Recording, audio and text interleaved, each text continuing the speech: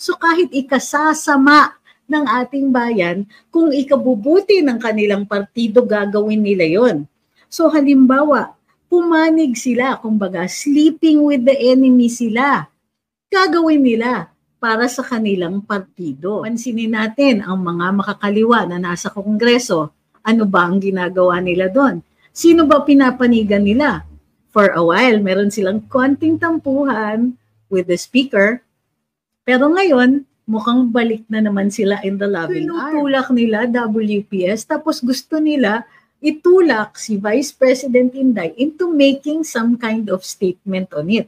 Bakit daw tahimik? Tahimik siya kasi hindi naman niya mandato yan, hindi rin niya obligasyon. Ito nga mga kababayan, bago natin ituloy ang video na ito, kung bago ka lang sa aking YouTube channel baka pwede makahingi ng like at subscribe at click mo na rin ang notification bell para updated ka sa aking nilalabas na bagong video. Salamat po.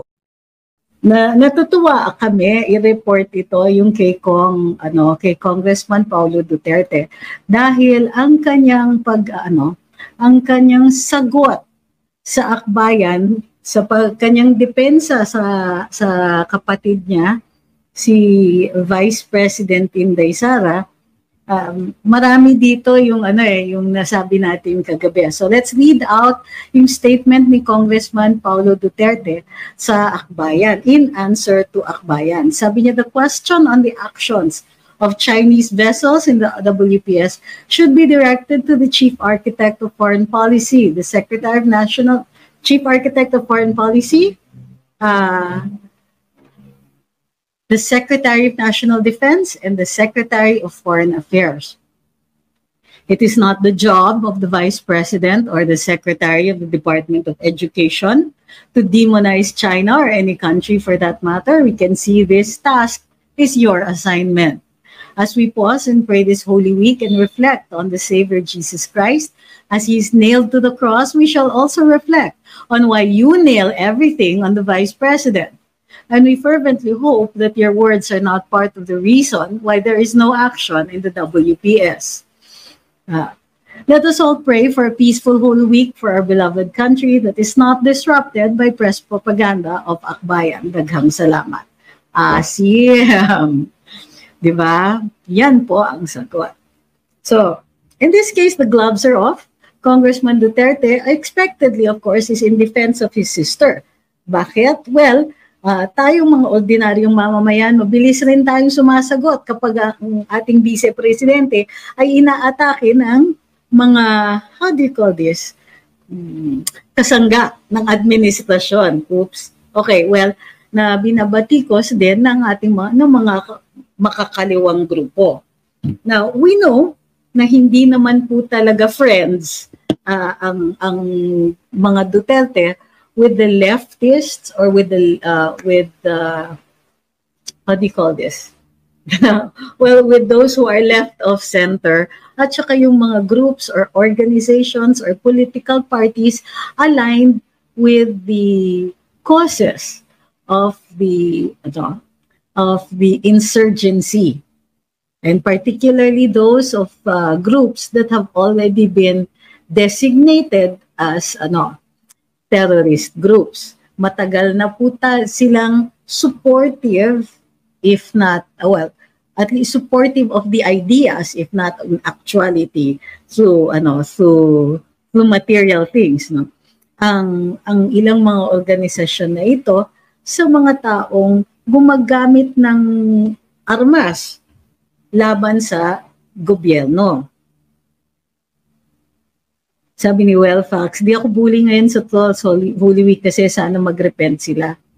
Huwag na. May consideration pa ba tayo dyan sa mga yan? Actually, what Akbayan was doing basically was trolling the Vice President. They're trying to get a rise out of her. They're trying to get a reaction and trying to make sure that she makes some kind of mistake.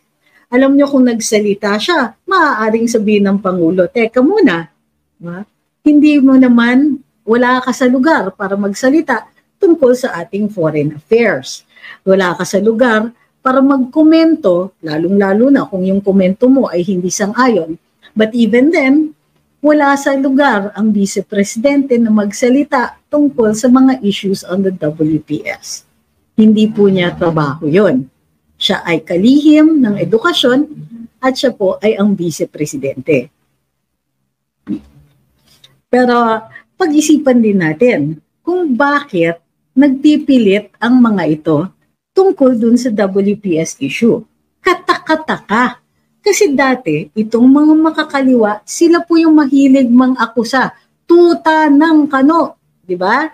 Yun po parati ang sigaw nila sa rally. Tuta ng kano. Lahat sinabihan na nila. Marcos, tuta, senior. Cory, diba? Same. Ramos, same. Kahit si Erap, na alam naman natin na walang kamahal-mahal pagmamahal sa US, si tinawag na tuta. Gayon din. Hindi nila masabi dito kay Rodrigo Duterte. Pero, for some reason, hindi rin nila sinasabi tungkol dito kay Presidente Bongbong Marcos. Kailan ba nagbago ang panig? Kumbaga, kailan ba nagbago ang politika ng ating mga makakaliwang kababayan? Kailan nagbago ang kanilang polisiya? Bakit ngayon, hindi na po tuta ang presidente samantalang alam natin na lubos ang pagpapanik ng administrasyon na ito sa foreign policy ng Estados Unidos at ng karamihan sa Europa. So, bakit nga ba? Well, isa lang ang iniisip ko. Ang madalas kong naririnig sa mga kaibigan or dating kaibigan na makakaliwa, dapat intindihin natin na para sa kanila, isa lang ang higit sa lahat. Isa lang. And that is the party. So they will do anything, say anything, aawayin nila kahit nanay nila, aawayin nila kahit sino. They will shamelessly, how do you call this? Compromise or do political somersaults for the sole purpose of upholding the interests of the party. Okay? So bakit ganun? Tandaan natin, anything. Yan yung ano nila, yan yung style nila talaga. Above everything else, it is the party. Above all things, it is the party. Above all people, it is the party. Above even the country, it is the party. So kahit ikasasama ng ating bayan, kung ikabubuti ng kanilang partido, gagawin nila yon. So halimbawa, pumanig sila, kumbaga, sleeping with the enemy sila. Gagawin nila para sa kanilang partido. So, will they kahit yung mga prinsipyo nila maliban lang sa pag-uphold ng interests ng partido, gagawin at gagawin nila. So anong kailangan ng partido? They need power, they need resources. At malamang, ayan po ang nakukuha nila sa administrasyon. Pansinin natin ang mga makakaliwa na nasa Kongreso, ano ba ang ginagawa nila doon? Sino ba pinapanigan nila? For a while, meron silang konting tampuhan with the speaker. Pero ngayon, mukhang balik na naman sila in the loving arms. Kasi tingnan ninyo, kailan ba natin nakita nga ang kaliwa na pumanig sa US? Ano na nangyari dun sa mga tuta ng kano rhetoric nila? Ano na nangyari dun sa kanilang imperialista na mga sinisigaw dati? Wala. Kahit yun, lululunin nila para i-uphold ang partido. At ang partido ay may pakinabang dito. Sigurado tayo. Kasi, dandaan, ang resources ng Kongreso, hawak yan talaga ng speaker. At siya po ang nagde-decide. Kunwari, sino bang pwedeng bigyan niya ng travel fund? Sino ba dyan ang maaaring mag-access sa mga confidential funds? And so on. Alam din natin na yung ilan sa kanila, ganadong-ganado itulak ang People's Initiative. Sabihin na wala silang konsiderasyon para doon. Hindi naman natin nakikita na ginagawa nito alang-alang sa pagmamahal sa bayan. Hindi. Alam natin.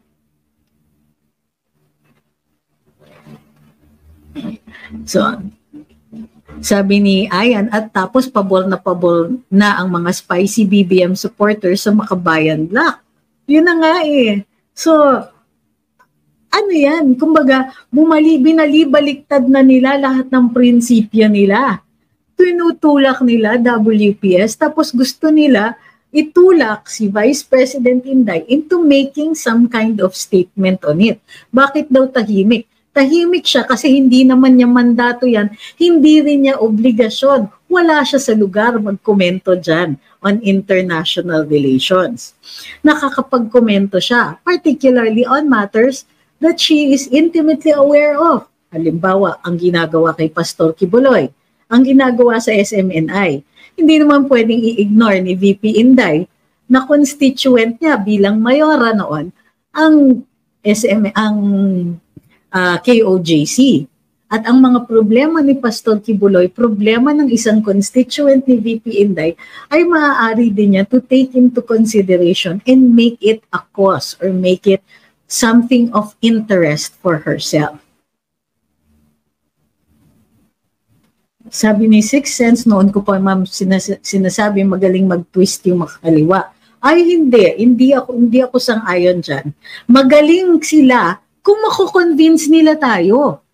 Maano lang as it is, pilosopo lang talaga sila.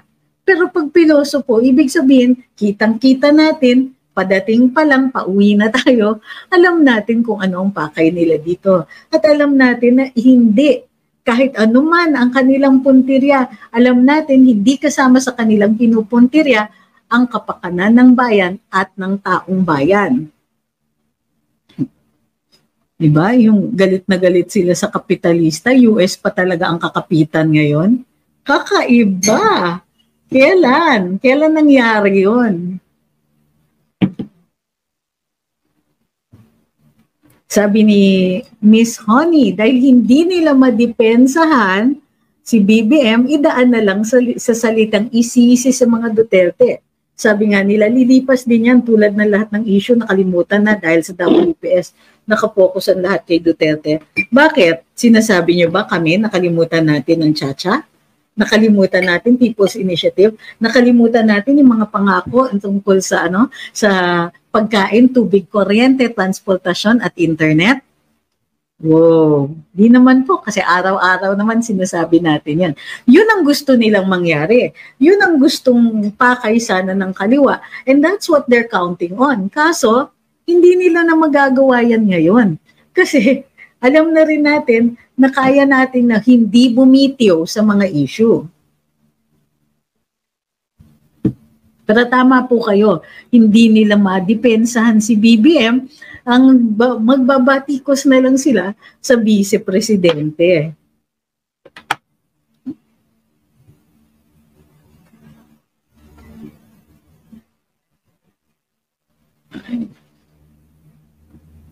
Uy, sabi ni Simo, iba daw talaga ang abogado kapag nag-twist ng katotohanan.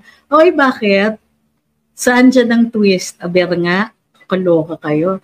Wala, tignan mo, you don't even know how to argue. Hindi po kami magaling mag-twist. Magaling kaming mag-argue kasi trabaho namin yon. Ang problema sa inyong mga trolls, hindi na nga kayo kapit dun sa facts, wala pa kayong kakayahan mag-argue.